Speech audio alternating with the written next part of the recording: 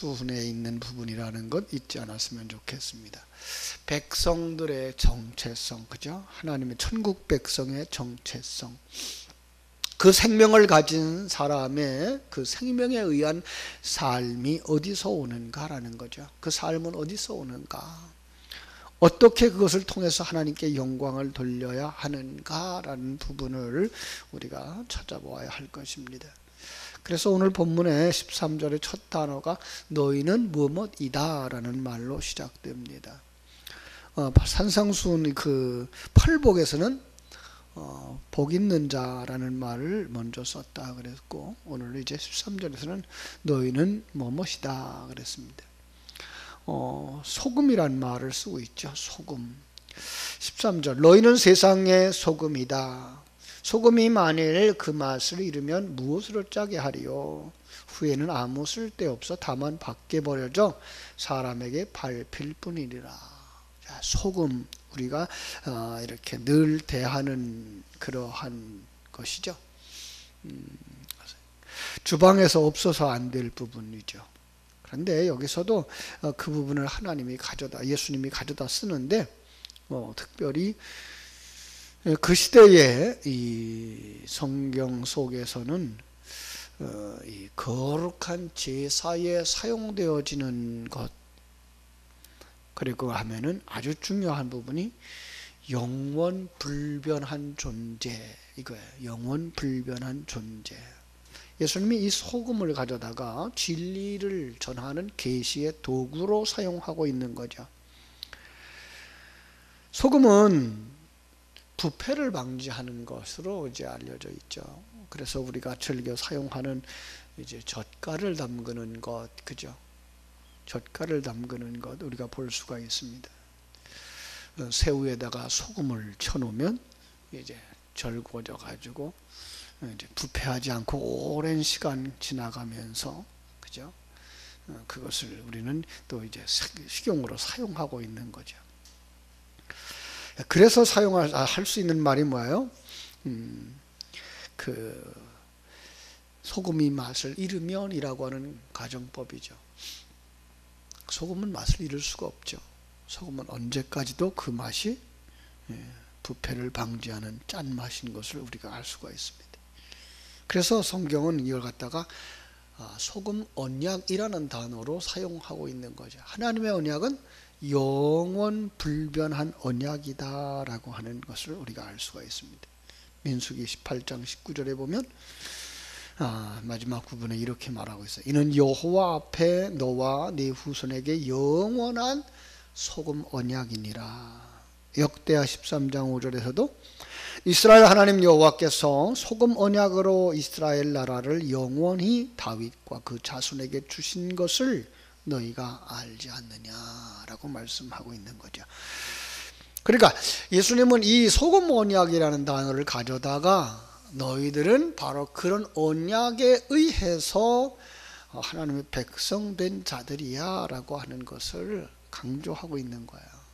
어떤 면에서 우리가 이 땅에서 이제 소금처럼 살아야 된다고 하는 세상적인 그런 그릇에 대한 이야기보다는 더 중요한 것이 너희들은 바로 그런 하나님의 언약 속에서 이제 하나님의 백성이 된 자들이야 라는 것을 가르쳐주고 있는 거죠. 대부분의 성도가 이해하기를 소금 그러면 그냥 우리가 보고 있는 그런 소금을 가져오기 쉬워요. 그런 의미 없는 건 아니에요. 그러나 그것은 먼저 자신이 누군가를 아는 것부터 시작돼야 되죠. 소금 언약 속에 있는 자들, 하나님이 우리를 택하시고 하나님이 우리를 부르시고 하나님이 우리를 하나님의 사람으로 변하게 하시는 그런 역사를 통해서 우리가 하나님의 사람으로 완성되어져 가는 것. 우리가 빛을 낼 수 있는 사람도 아니고 우리가 소금의 역할을 할 수 있는 존재도 아니었다라는 거 전제하고 있는 거죠. 그래서 이것은 불신자들에게 주어진 말은 아니에요. 그러나 이걸 아주 즐겨 사용들 하죠. 테레사나 또 간디나 이런 사람들이 이 말을 아주 즐겨 사용했다 그래요. 너희는 세상의 소금이니. 그래서 소금이 맛을 잃으면 무엇으로 짜게 하리요. 이건 불신자들이 가져다 쓸 수 있는 단어가 아니에요. 하나님의 사람들이 먼저 자기가 얼마나 큰 하나님의 은혜 속에서 하나님의 백성이 되어졌는가를 깨달아 아는 바로 그 부분으로 사용되어져야 되고, 그렇게 하나님의 생명을 가진 사람이 그 하늘 생명을 가졌기 때문에 뭐예요? 그 맛을 낼 수 있는 사람 되어졌다고 하는 것 잃어버리면 안 되는 거죠. 그렇죠? 우리는 할 수 없는 사람들이었어요. 우리는 소금을 맛을 낼 수 있는 사람들도 아니었고요. 우리는 세상에 빛을 낼 수 있는 사람들도 아니었어요. 하나님의 은혜로. 그렇죠? 그래서 이 세상을 뭐라고 말씀하고 있어요? 너희는 세상의 빛이라 라고 말씀하는 것으로 연결할 수 있는 것이죠. 그렇죠? 자, 13절에서도 이렇게 말한 것처럼 14절 말하죠. 너희는 세상의 빛이라. 산 위에 있는 동네가 숨기지 못할 것이다. 여기에 지금 빛과 어둠을 지금 대조해서 이렇게 이야기를 하고 있어요. 그렇죠? 빛. 지금 예수님과 제자들의 상황 속에서는 누가 빛이에요? 예수님이 빛이죠.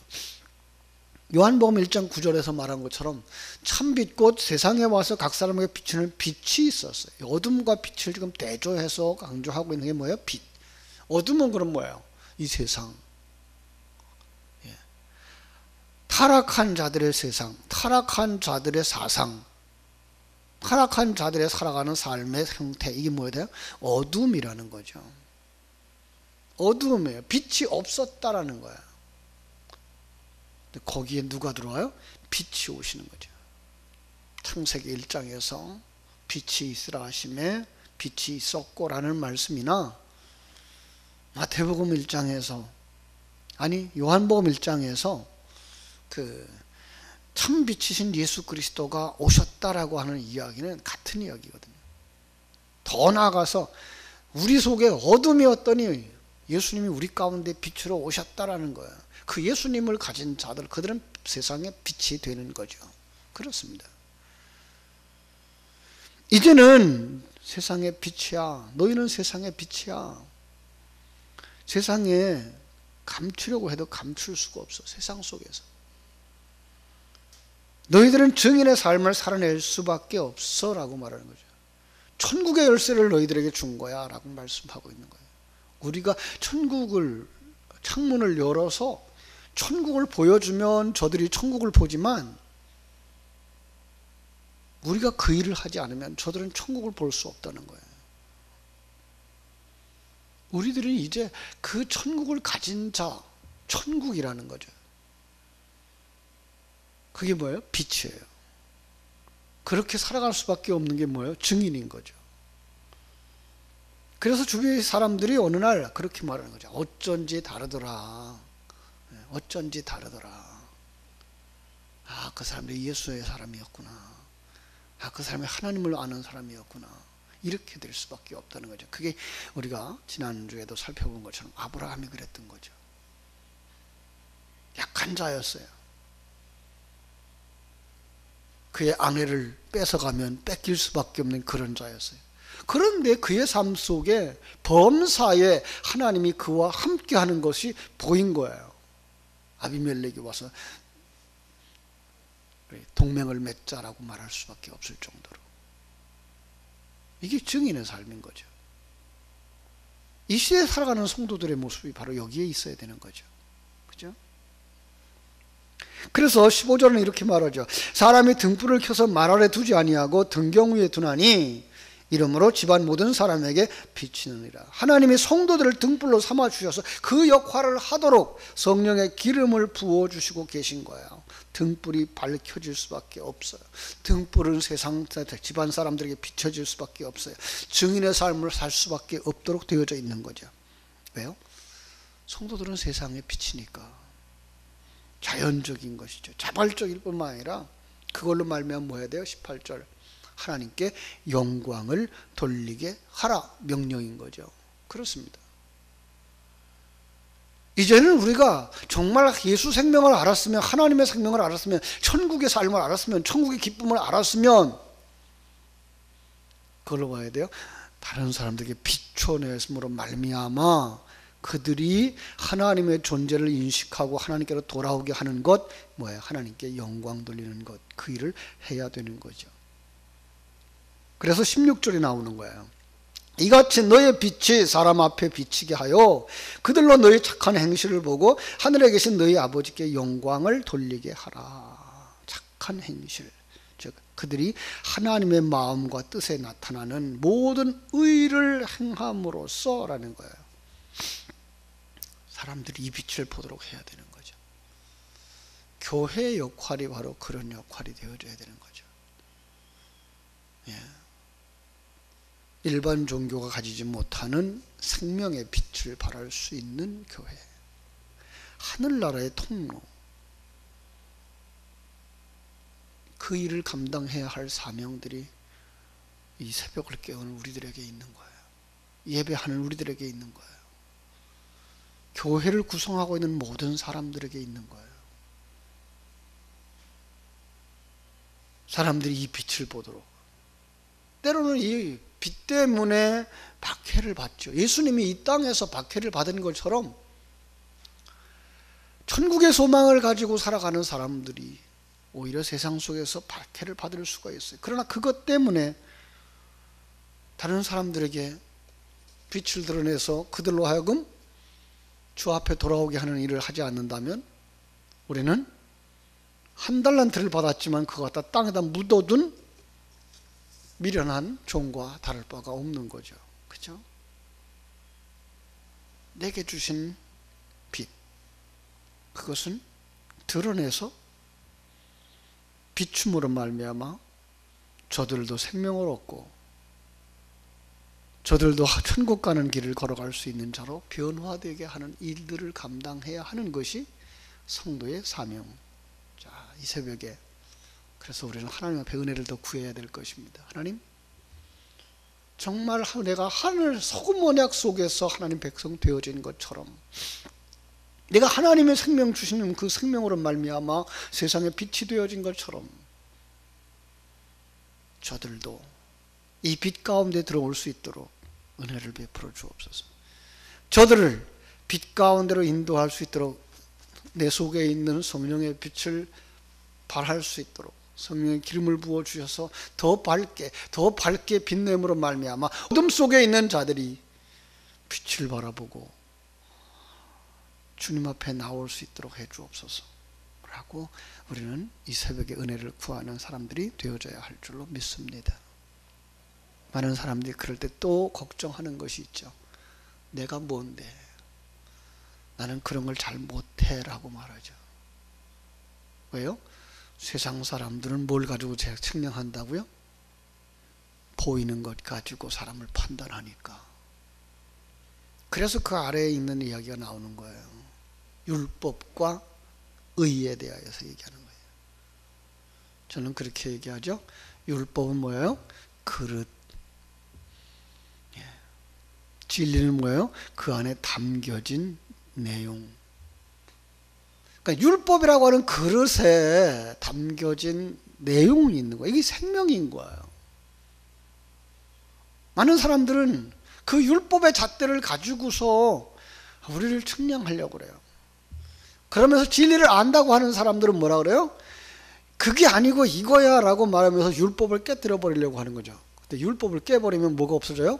그릇이 없어지면 진리를 담을 수가 없는 거예요. 보이는 율법이 없으면, 보이는 이 세계가 없으면 그 안에 생명을 담아줄 수 있는 그릇이 없는 거예요. 그래서 언제까지 그게 있어요? 세상이 있을 때까지는 그게 있는 거예요.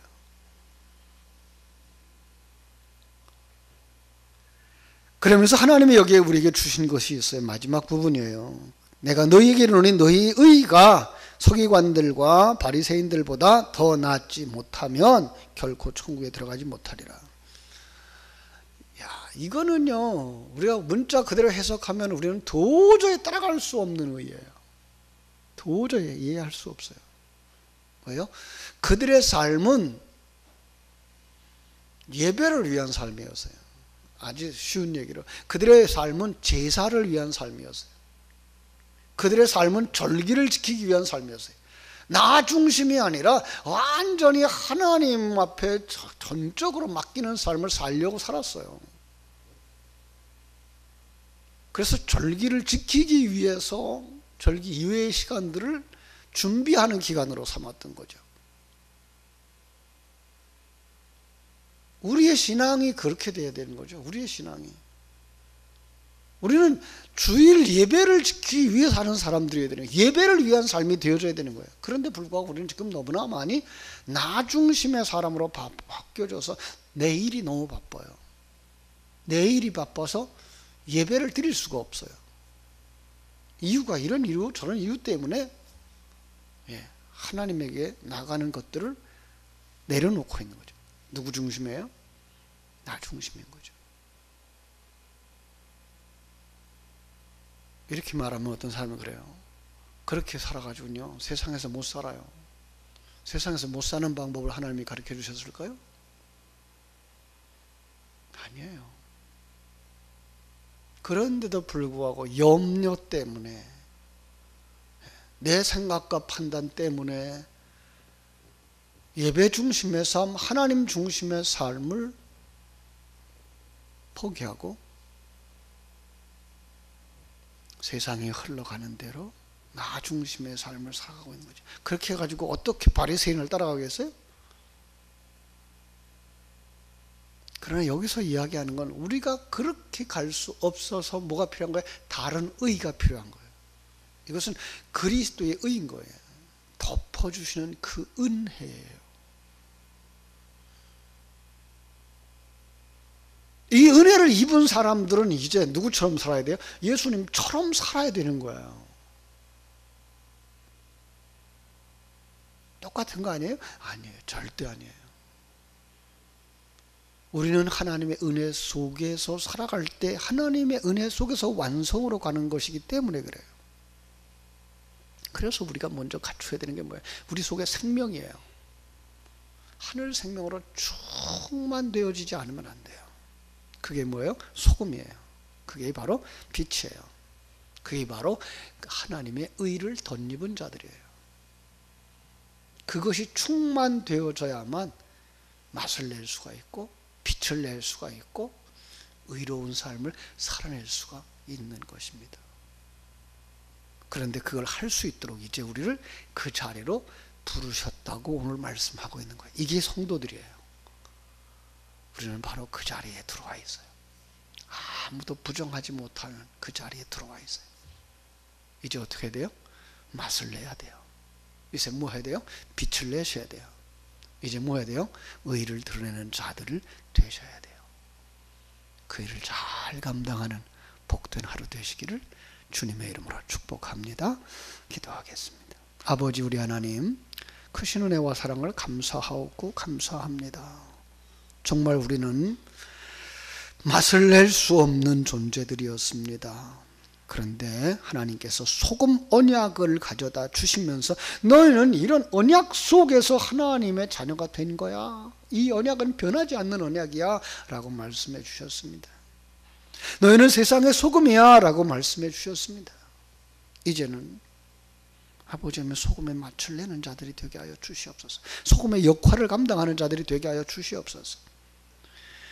너희는 세상의 빛이야 라고 말씀하셨사오니 아버지 하나님, 저희들이 정말 그 빛의 역할을 감당하는 자들, 천국을 열어 보여주는 자들 되게 하여 주시옵소서. 너희들은 하나님의 의를 덧입은 자들이야 라고 말씀해 주셨습니다. 우리 자신들이 바리새인들만큼 의롭게 살아가지 못할지는 모르지만 그럼에도 불구하고 하나님이 덮어주시는 그 은혜, 그 은혜로 말미암아서 하나님의 자녀 되어진 것을 깊이 깨달아 알고 우리 덮어주는 사람들이 되게 하여 주시옵소서.